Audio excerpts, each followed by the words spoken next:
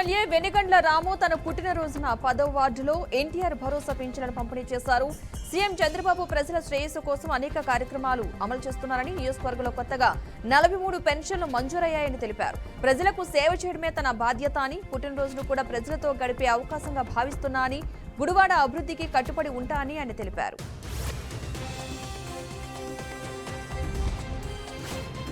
దిత్వా తుఫాను ప్రభావంతో తెల్లవారుజాము నుంచి శ్రీకాకుళం జిల్లా వ్యాప్తంగా వర్షాలు కురుస్తున్నాయి. శ్రీకాకుళం, జలుమూరు, నర్సన్నపేట, పోలాకి, ఎల్లన్పేట, హిందూపురం, సిగడాం మండలాల్లో తేలికపాటి జల్లులెత్తే పడుతున్నాయి. కళ్లాల్లో ఎక్కడికక్కడ ధాన్యం రాశులు ఉండటంతో రైతులు ఆందోళన చెందుతున్నారు. దిత్వా తుఫాను దృష్ట్యా అధికారులను మంత్రి కింజారపు అచ్చెన్నాయుడు అప్రమత్తం చేశారు. ముందస్తు జాగ్రత్త చర్యలు చేపట్టాలని అధికారులను ఆదేశించారు. ఆంధ్రప్రదేశ్కు ప్రపంచ స్థాయి గొప్ప రాజధాని అవసరం ఏముందని, ఢిల్లీ, సింగపూర్ లేదా లండన్ వంటి రాజధాని మనకెందుకని వైసీపీ నేత అంబటి రాంబాబు విమర్శించారు.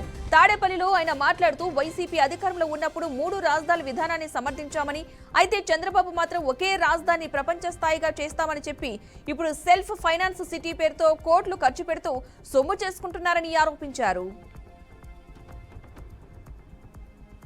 ముఖ్యమంత్రి చంద్రబాబు టెలికాన్ఫరెన్స్ లో మంత్రులు, ఎమ్మెల్యేలు, కార్యకర్తలకు పింఛన్ల పంపిణీలో ప్రతి నెల 1న తప్పక పాల్గొనాలని ఆదేశించారు. పొలిటికల్ గవర్నెన్స్ లో భాగంగా సంక్షేమ కార్యక్రమాలతో ప్రజలతో మమేకం కావాలని సూచించిన ఆయన, కార్యకర్తలకు నామినేటెడ్ పదవులు ఇస్తున్నామని అన్నారు.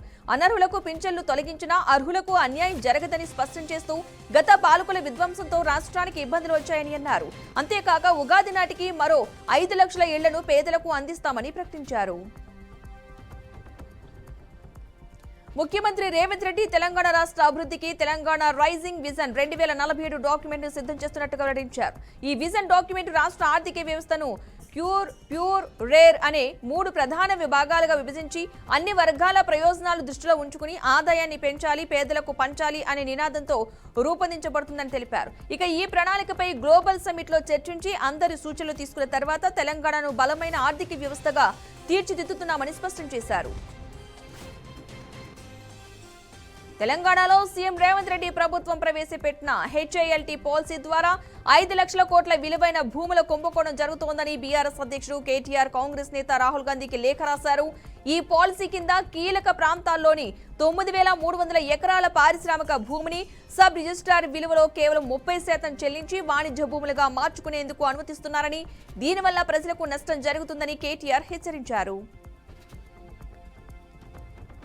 యాసంగిలో 70 లక్షల ఎకరాలకు రైతు భరోసా ఎగవేత కాంగ్రెస్ కుట్ర చేస్తుందని మాజీ మంత్రి హరీష్ రావు ఆరోపించారు.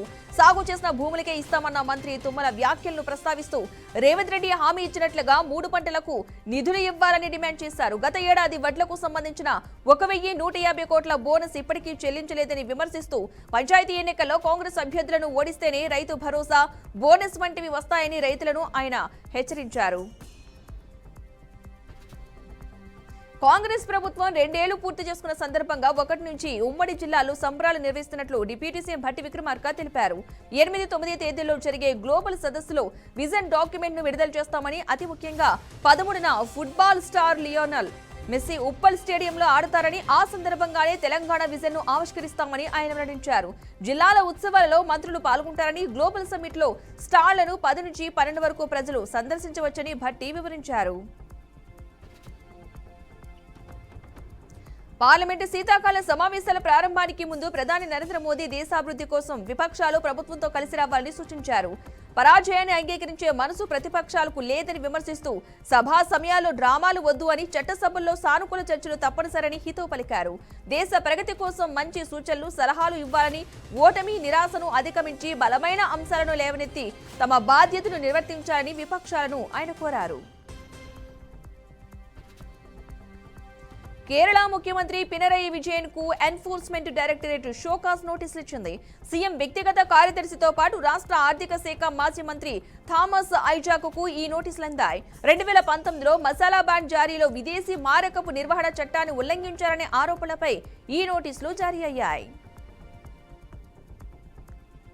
టెస్లా అధినేత ఎలాన్ మస్క్ జెరోదా సహా వ్యవస్థాపకుడు నిఖిల్ కామత్ పాడ్కాస్ట్ లో మాట్లాడుతూ అపార ప్రతిభ గల భారతీయులను నియమించుకోవడం ద్వారా అమెరికా కొన్నేళ్లుగా చాలా ప్రయోజనాలను పొందిందని ప్రశంసించారు. అయితే ప్రతిభావంతుల నియామకానికి ఉద్దేశించిన H1B వీసా దుర్వినియోగం పెరగడం వల్లే అమెరికాలో వలస వ్యతిరేక భావన కొంతమేర పెరిగిందని అభిప్రాయపడ్డారు. గత ప్రభుత్వాల నిర్లక్ష్యం దీనికి కారణమని అన్నారు.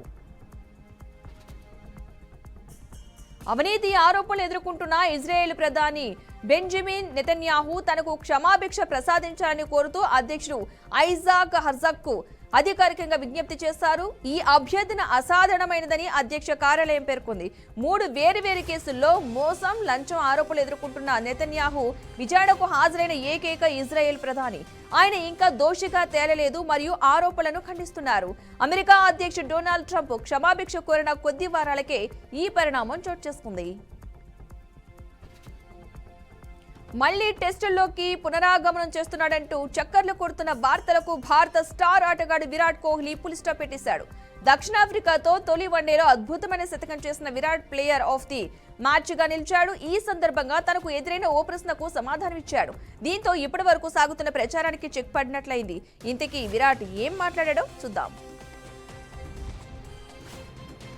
కొమరం భీం ఆసిఫాబాద్ జిల్లా ఎస్సీ నీతి పంత ఆదేశాల మేరకైతే స్థానిక సంస్థల ఎన్నికల సందర్భంగా జైనూర్ మండల కేంద్రంలో పోలీసులు ఫ్లాగ్ మార్చ్ నిర్వహించారు. సీఆర్ రమేష్ మాట్లాడుతూ ఎన్నికలు శాంతియుతంగా జరిగేందుకు ప్రతి ఒక్కరూ సహకరించాలని, ఓటర్లు డబ్బులు తీసుకోకుండా ఓటు వినియోగించుకోవాలని కోరారు. డబ్బులు పంచినా లేదా భయపెట్టినా వెంటనే ఫిర్యాదు చేయాలని సూచించారు. ఎన్నికల కోడ్ ఉల్లంఘిస్తే కఠిన చర్యలు తప్పవని హెచ్చరించారు.